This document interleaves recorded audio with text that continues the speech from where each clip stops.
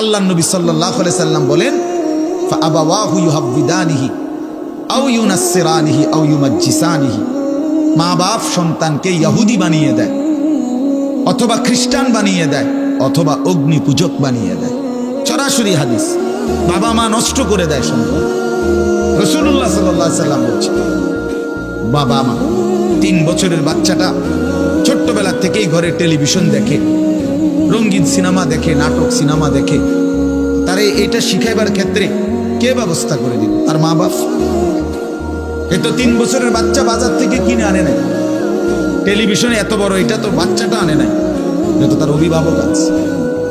এই 3 বছরের বাচ্চাটারে কার্টুন দেখার জন্য, গেমস খেলার জন্য এত বড় মোবাইলটা, এটা তো তার বাবাই দিছে, অথবা তার মা, তার দুলা ভাই, তার বড় ভাই, তার চাচা, এমন কেউ একজন তার হাতে তুলে দিছে।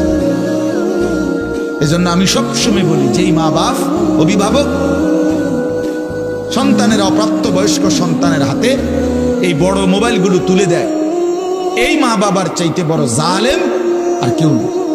ওরা নিজ হাতে সন্তানকে গলা টিপে হত্যা করে ফেলে।